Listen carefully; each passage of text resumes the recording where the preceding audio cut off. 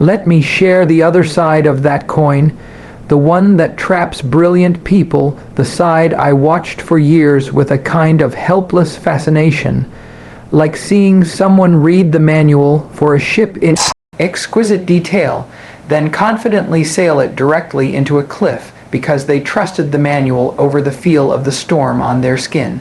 Most traders believe deep in their bones that the primary battle is against the market.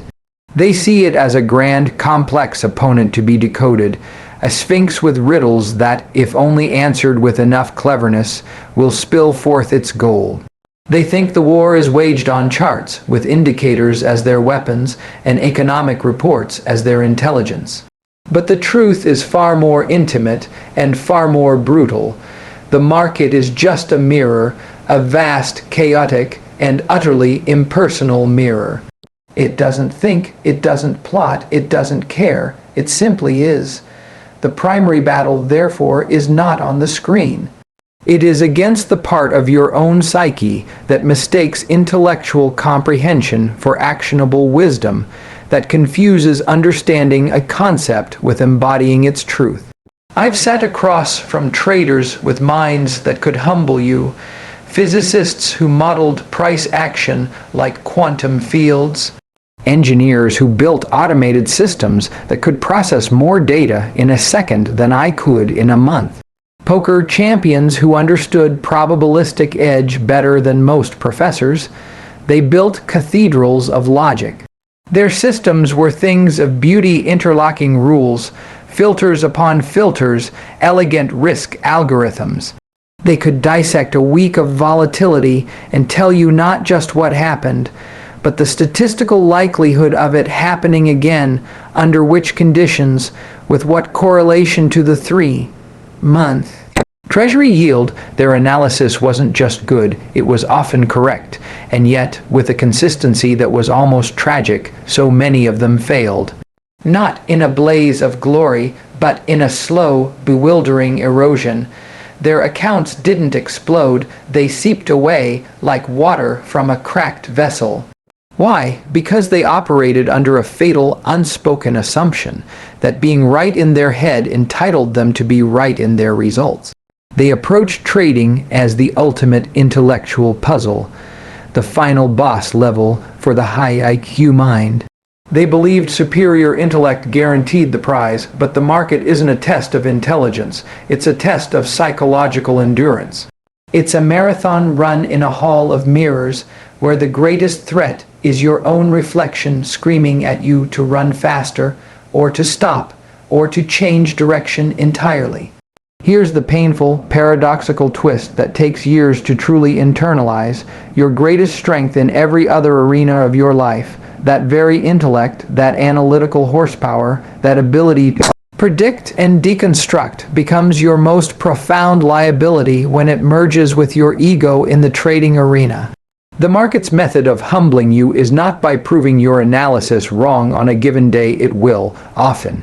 Its real method is by proving over and over that being right is functionally meaningless if you cannot sit calmly and stoically with being wrong. The sophisticated mind, the one that craves certainty, that thrives on solving discrete problems, is thrust into a realm of pure, unadulterated uncertainty. A realm where the solution isn't a single answer, but a process of managing endless unknowns, and in its panic to apply more brain power. To this unsolvable equation, this mind does the one thing that guarantees its own failure: it overcomplicates. It adds another indicator, another confirmation filter, another layer of analysis. It overrides. It sees a valid trade but thinks, my model suggests a 2% further pullback is 60% probable, so I will wait, and misses the move entirely. Or worse, it insists. When a trade goes against its beautiful logic, it holds on not out of hope, but out of a deep intellectual conviction that the market must eventually see its error and come around to the correct, the intelligent view of things. It is arguing with the mirror. The traders who not only survived but found a quiet, steady success were rarely the smartest in the room by conventional measures. They were the ones who performed the most painful surgery. They learned to sever the link between their self, worth, and their P and L. They understood in their nervous systems, not just in their theories, that the goal isn't to be a hero on any single trade. The hero's journey in trading is a myth that will bankrupt you. The real goal is to be an anonymous, consistent, almost bored executor over a sequence of 1,000 trades. They stopped trying to conquer the market, a task as futile as trying to conquer the ocean, and started focusing exclusively on managing their own internal weather. Did they feel fear? Of course, but they sized their positions so that the fear was a whisper, not a scream that could drown out their rules. Their edge, you see, wasn't ultimately found in the convergence of their moving averages or the secret harmonic pattern they'd discovered. Their edge was in their calm. It was in the spaciousness of mind that a psychologically correct position size created. That calm wasn't passive. It was the active, fertile ground from which discipline could actually grow. In that calm, they could see their setup and simply act. They could take a loss and simply move on, as if closing a book and picking up the next. They could let a winner run because the profit didn't feel like a lifeline they had to grab before it vanished. It felt like a natural, expected result of their process arriving in its own time. They traded not to prove their genius to the world or even to themselves. They traded simply to execute an edge the way a gardener tends to plants, with patience and respect for the seasons, without ever trying to argue with the rain or command the sun. Their brilliance was redirected from predicting the market to understanding and mastering the one thing they could ever hope to control: the person sitting in the chair watching the screen. And in the end, that proved to be the only analysis that ever truly mattered. Trading small doesn't mean you've given up. It means you've wised up.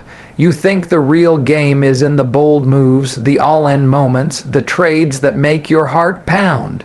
But that's a story you tell yourself to feel alive. The market doesn't care about your story. It only cares about your staying power. And you cannot stay in the game if every trade feels like life or death. When your position size is too large, you aren't trading the market anymore. You're trading your own fear and greed. You turn a simple probability into a personal drama. The chart stops being a chart and becomes a mirror, reflecting every flicker of your doubt and desire. That's no way to win. Winning comes from detachment, not from passion. You believe that bigger risk brings bigger reward. That confidence is shown through the size of your bet. But true confidence is quiet. It's the confidence to be patient. It's the confidence to take 100 small, unimpressive trades knowing that your edge lies in the sequence, not in the single event. A surgeon doesn't prove their skill by working faster and with bigger incisions. They prove it through precise, repeatable technique. Trading is no different. Your edge is your technique, and you cannot execute with precision if your hands are shaking. Here's what you must internalize. Your primary enemy is not the market. It's your own capacity for self-sabotage. A large position amplifies every mistake, every emotional twitch. It transforms a normal losing trade, a statistical certainty, into a catastrophe that hijacks your judgment for weeks. But a small position turns that same loss into a footnote. It becomes data, not drama. This is how you build resilience. Not by avoiding losses, but by rendering them harmless. When losses can't hurt you, you stop fearing them. And when you stop fearing losses, you finally begin to trade without hesitation, exactly as your system requires. Think of your trading account as a lifeboat, not a rocket ship. Your first, middle, and last job is to keep it afloat. The storm will pass, opportunities will come again, but only if you're still here. Blowing up your boat trying to catch one big wave isn't ambition, it's negligence. The traders who last are not the most brilliant, they are the most durable. They trade at a size that allows them to sleep well, to think clearly, and to return tomorrow unchanged by today's outcome. This durability is the ultimate competitive advantage.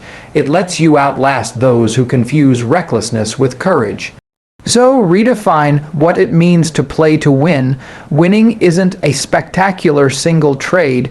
Winning is the quiet accumulation of days, weeks, and months where you protected your capital and your mind.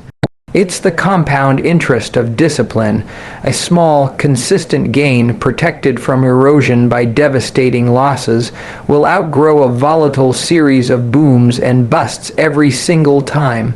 The math is ruthless and clear. Your ego wants the boom. Your future needs the consistency. Start measuring your success by the peace in your mind after you place a trade, not by the unrealized profit on your screen. If you can walk away from your desk without a compulsive need to check the price, your size is correct. If you feel a knot in your stomach, it's too big. That knot is the signal that you've handed control over to the market. Cut the size until the knot disappears. Trade at a level that feels almost boring. That boredom is the sound of your ego being silenced. It is the space where your actual edge can finally speak. In the end, the market will do what it will do. You control exactly one thing: how you show up to participate, show up small, show up calm, show up consistent. Let go of the need for the trade to mean something, and focus only on the fact that you executed it well. Do that again and again and again. The results you seek are not created by force. They emerge inevitably from the repeated act of showing up with discipline, trade after trade after trade. That is how you win, not by being a hero for a day, but by being a professional for a lifetime.